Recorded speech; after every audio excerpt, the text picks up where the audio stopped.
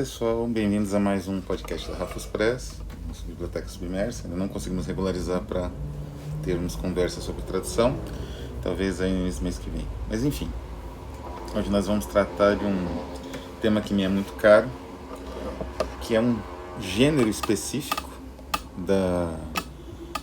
digamos assim, uma literatura ancestral, de certa forma, porque alguns gêneros, como é sabido, foram, digamos assim, defenestrados, né? Eles foram superados ou foram abandonados. O mais famoso é a tragédia. A morte da tragédia gerou vários livros, vários estudos, né? Desde o Steiner até muitos outros aí, buscando, por outro lado, a sobrevivência das tragédias em elementos tão díspares quanto as peças do Samuel Beckett, as peças do Garcia Lorca, alguns elementos do teatro pânico, né, do teatro do francês ali, quer dizer, de exilados, né, sul-americanos e espanhóis, né, do grupo Panique. Mas existem outros gêneros que também sofreram, digamos assim, esse abandono e persistem no imaginário de uma forma ou de outra, né. Os gêneros da Idade Média, especialmente, sofreram bastante com isso, porque a percepção de mundo da Idade Média, isso é muito interessante, não era exatamente uma percepção de mundo narrativa, né? Por conta desse predomínio inicial do cristianismo, que mudou, né? Isso a gente já debateu em vários programas anteriores, mudou a maneira de entendimento do mundo, né? Pelo menos no mundo ocidental, por conta do fim das concepções pagãs, que eram concepções, como eu mencionei até quando eu falei um pouco do mito, né? Eram concepções calcadas em narrativas, né? Existia uma narrativa, uma longa narrativa, e isso vale para os gêneros literários da antiguidade de diversos povos, né? Como a saga, uma narrativa familiar, né? O épico é uma narrativa, digamos assim, de um determinado povo ou de um determinado momento histórico desse povo. Então essas eram narrativas que configuravam o universo. O cristianismo, especialmente, mais até que o judaísmo, ele se baseia não nessas narrativas que têm uma estrutura de linhagem e tudo mais, mas embora ele se aproveite um pouco disso, ele se baseia muito mais numa noção de ordenamento, de estruturação do mundo a partir de elementos da criação, porque esse mundo vai acabar, esse mundo vai chegar um momento em que ele será renovado, os mortos vão despertar, Deus vai julgar todo mundo, não é? E esse momento não está muito longe, assim pensavam as pessoas na Idade Média. Então, na Idade Média ocorreu um predomínio das listas, vamos dizer assim, era o da catalogação. O universo, para fazer sentido, ele não era mais dependente de narrativas, né? Digamos assim, não existia uma narrativa que explicava o surgimento do totem, do Deus, da linhagem, né? Agora era digamos assim, o mundo se abria e o indivíduo ele tinha que detectar os sinais de Deus ou do diabo, claro, evidentemente, nesse mundo.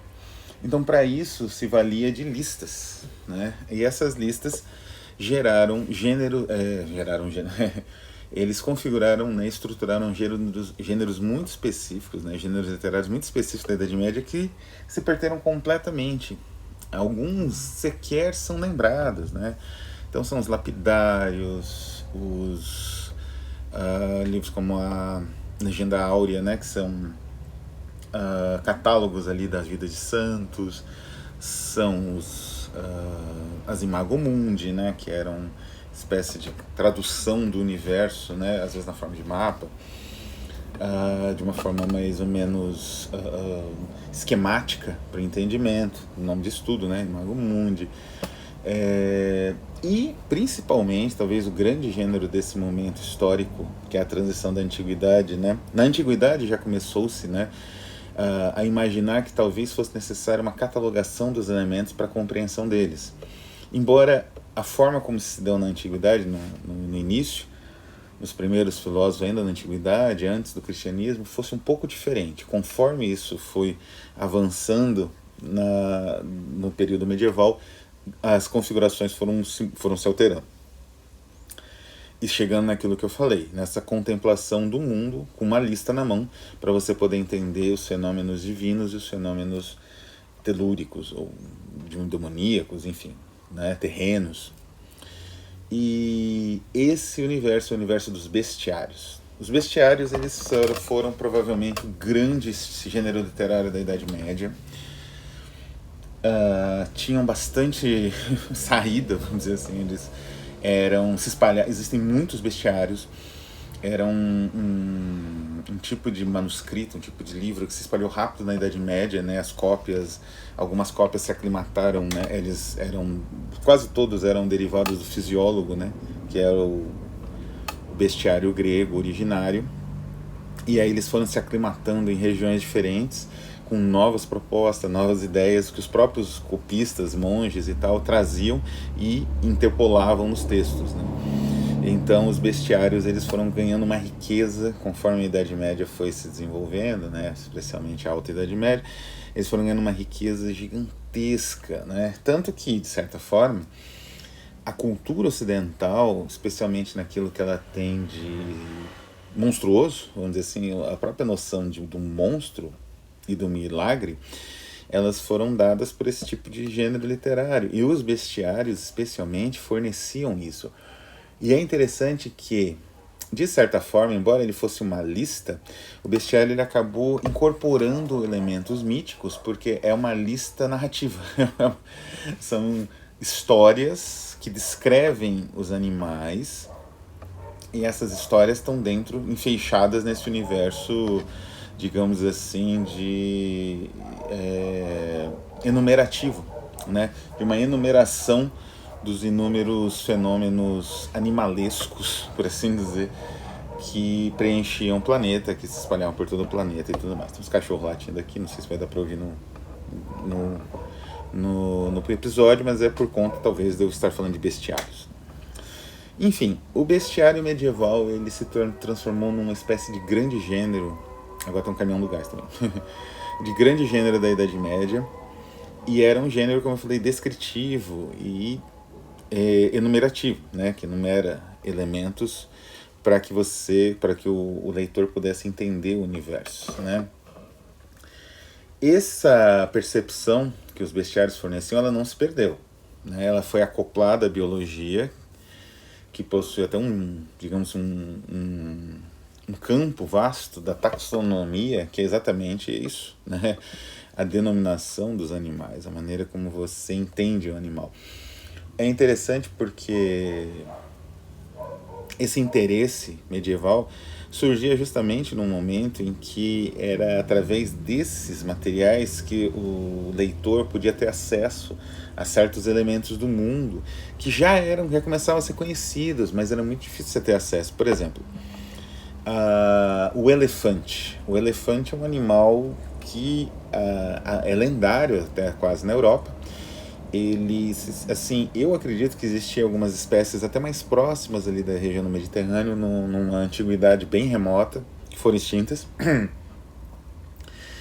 E ele ficou conhecido por conta das guerras púnicas, enfim, de conflitos, né, ali na África e na Ásia, no qual esses animais foram usados como arma de guerra. Mas a maioria do europeu, um europeu que mora, por exemplo, na Inglaterra ou no interior da França, ele não tinha ideia do que era um elefante. Então o bestiário, ele moldou essa imaginação, né? Então existem muitos estudos que falam, por exemplo, do rinoceronte e do unicórnio. Então era como se fosse uma leitura poética do mundo, não é? Daí a beleza do bestiário, e daí a relação direta, por ser uma espécie de forma de digamos assim, um espelho, como se usava muito esse termo na época, um espelho do mundo, uma vitrine do mundo. O bestiário, ele também se tornou célebre pela parte visual dele, não é? E um dos mais célebres bestiários iluminados, feitos de iluminura, é o famosíssimo bestiário de Oxford, né? Muito célebre. Ele é feito, assim, é muito difícil, tanto os livros, né, quanto até mesmo digitalmente, né, por melhor que seja a reprodução, a foto, o balanço, né, de cores das fotos ou da reprodução com um papel de boa qualidade e tal, é muito difícil você conseguir reproduzir a beleza, digamos assim, pictórica e especialmente da cor dessas imagens. Elas eram feitas de ouro e com uma série de pigmentos tão bonitos, tão, digamos assim, né, um ajuste tão perfeito do ouro com os outros elementos metálicos ou com os outros pigmentos, que só vendo pessoalmente, não tive essa oportunidade ainda, mas só vendo pessoalmente esse tipo de material para entender a beleza, né? É quase como realmente uma pequena catedral em forma de um livro grande, né, de um folho. Mas de qualquer maneira o bestiário ele ficou caracterizado por isso. Na transição para o Renascimento, vários ilustradores adaptaram, né, para gravuras. Tem algumas gravuras célebres para o Fisiólogo, que são inclusive as que ilustram livro de, inclusive que ilustram, né, a nossa edição do Deep Watt, do livro A Dádiva. Mas enfim, os bestiários então eles tiveram esse desenvolvimento gigantesco, um desenvolvimento relacionado também com a imagem, como mencionamos, não é? Imagem e texto de certa forma eles se conjugavam, né, nesse tipo de trabalho, que era também uma maneira de exibição, né, como eu disse, dessas glórias do mundo da criação divina, através de elemento do mundo animalesco, que é o mundo mais próximo. Existia também a versão dos bestiários para pedras não lapidárias e para plantas, né, e ervas, mas me parece que a força do bestiário é justamente por estar próximo, pelo animal respirar como nós, estar próximo de nós de certa forma.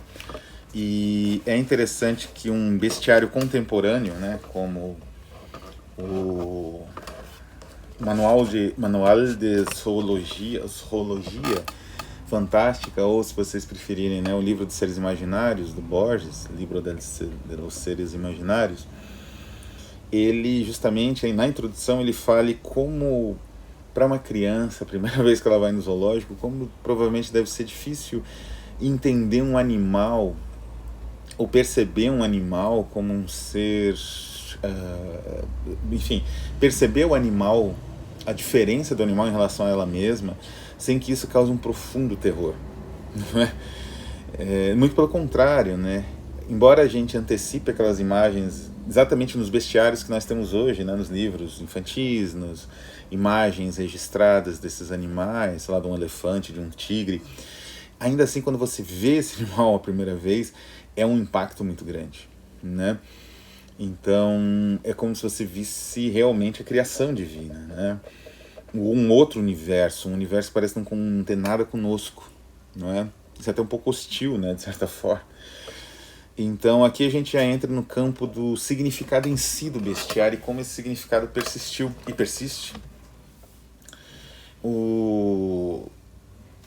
A edição que eu vou comentar aqui é a edição da Biblioteca Medieval da Ciruela. Eu vou ainda fazer um programa sobre essa série Biblioteca Medieval, que é uma série extraordinária, né? É uma das grandes séries de livros dos últimos 20, 30 anos. Ela é mais recente do que a primeira que eu comentei, né? Que é a Biblioteca de Babel, ela é dos anos acho que 90, 2000, mas é espetacular, em todos os sentidos. É uma série de livros assim que merece realmente a coleção, mesmo estando esgotada e encerrada, né, pela própria Ciruela. Então, o Bestiário Medieval dessa série, essa edição é muito interessante. Essa edição, ela foi uma edição montada por um pesquisador chamado Inácio Malac Esqueveria, deve ser isso, Malac Everia, né? E essa edição, ela é pautada em pelo menos, deixa eu contar aqui, uns 20 bestiários diferentes, né? O que o nosso amigo Inácio, que sobrenome é muito difícil de pronunciar, ele fez? Ele dividiu o bestiário medieval em elementos. Tem o telúrico, o aquático, o aéreo, o ígneo e os monstros e híbridos que não entram, né? Que seriam combinações. Então ele utilizou uma divisão, digamos assim, usual na época, com outra divisão relacionada com a ideia de composição, também era bastante frequente, né, na criação desses monstros. A ilustração é feita por um apêndice só com imagens do bestiário de Oxford, na máxima qualidade possível. E o livro é espetacular, porque é interessante a variação, como eu falei, essa variação regional. Todos os bestiários, aparentemente, eles trabalham, como eu disse, a partir principalmente de Plínio,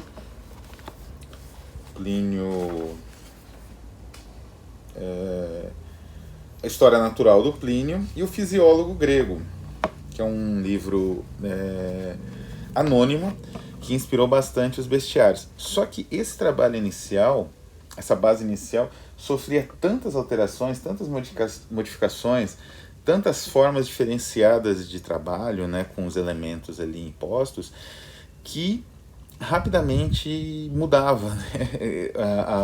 O bestiário original, vamos dizer assim, o fisiólogo, ele ganhava novos sentidos, novos significados, inclusive significados morais, amorosos. Tem um bestiário amoroso, né, que ele cita bastante. E é incrível essa variação, né? Como essa base inicial gerava uma série de alterações, né, a partir ali de diferenças regionais, diferenças de mentalidade, diferenças assim, muitas vezes da região, né, em que foi produzida, com a influência maior de uma ou outra cultura, de uma outra visão herética e por aí vai. É incrível como esse livro mapeia, né, para a pessoa interessada nisso, ele mapeia a riqueza da Idade Média, né? Eu acho que a Idade Média ela é muito vilipendiada. Por um bom tempo foi vista como Idade das Trevas, foi recuperada pelos românticos, mas um pouco a imagem dela propriamente, sem muito rigor histórico, e agora é reivindicada pelos maiores babacas e imbecis do mundo, que são adeptos de uma ideia aí de Deus Vult e tal, e pseudo-medieval, embora baseado em armas de fogo, enfim, nem vou comentar muito esse tipo de imbecilidade. Mas a Idade Média foi um período riquíssimo, não é? Embora paupérrimo em certos aspectos, riquíssimo em outros, como qualquer época humana. E existia muita variação, existiam universos muito variados, às vezes uma região ou outra daquela unidade que queria ser vista assim, né, entendida como um país, França, havia variações imensas de idioma, de cultura, de tradição oral entre uma região e outra, uma distância pequena, até de quilômetros, né? Mas aí tem uma fronteira. Então, essas variações, essas, digamos assim, flutuações são captadas exemplarmente pelo bestiário medieval do Inácio Despessador, né? Então, ele utiliza, né? Assim, e muitas citações, ele tem aqui um quadro de citações dos textos traduzidos, são mais de 30 textos, assim, que ele traduziu fragmentos e foi compondo esses animais, né? Porque cada um nessa divisão de bestiário que eu mencionei, telúrico, aquático, ígneo, aéreo e monstros e híbridos, entram os animais. Então, por exemplo, no telúrico tem o tigre, o elefante, o leão, a pantera, né? Os símios. No aquático, a baleia, o pelicano, o delfim, o cisne, né? No aéreo, a águia, o grifo, a avestruz, né? E no ígneo, a fênix e a salamandra. Enfim. E nos híbridos, né, temos o dragão, a sereia, o centauro, né, o unicórnio, o onagro, o basilisco, etc. Bom, é um livro extraordinário, mas o que eu acho mais interessante e instigante e que foi importantíssimo no desenvolvimento da minha própria pesquisa nesse livro, Bestiário Medieval, que é um livro que eu guardo com um imenso carinho por conta disso, foi a maneira como ele, o Inácio, né, sobrenome difícil de pronunciar, a maneira como ele percebeu como digamos, a organização do imaginário, ela não é tão, digamos assim, facilmente estruturada como imaginavam certas concepções mais mecanicistas, que eram muito em voga a partir até dos anos 40, né? E que foi necessário algum mecanicismo na percepção da literatura, mas, especialmente o estruturalismo, né? Mas esse mecanicismo ele tem que ser superado, ele é só uma ferramenta para a gente ir mais longe, e a partir daí chegar a reflexões mais complexas, né? Então é isso mais ou menos que o pesquisador aqui que organizou percebe, e é isso que ele critica, porque o homem medieval, ele é muito difícil tentar imaginar que ele realmente pensava que pudesse nascer, como em um caso aqui, ovelhas em árvores. É meio estranho, né? Ele talvez, obviamente, tivesse uma série de crenças específicas da época dele, totalmente em desacordo, seja com a ciência da época, seja com a filosofia da época, e baseada em superstição, em mitos locais, em lendas locais, etc. Mas isso não quer dizer que ele não percebesse a realidade das coisas, né? Quer dizer, que ele soubesse a diferença entre a árvore e um animal, por exemplo, entre um vegetal e um animal. Ele simplesmente tinha uma percepção diferente dessas continuidades, não é? E o bestiário servia para ele tentar se encaminhar nesse mundo que ele não conhecia completamente. Então ele sabia que, de certa forma, uma baleia-ilha provavelmente era uma interpretação de um animal muito grande que enganava os marinheiros de alguma forma, não é?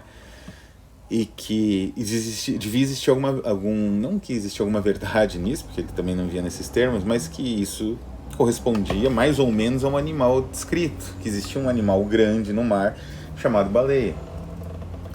Então é mais ou menos assim, né? Era uma aproximação diferente do texto, mas principalmente era uma crença no textual diferenciada, não é?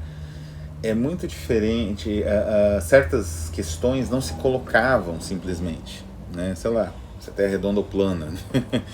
É muito diferente da ignorância atual.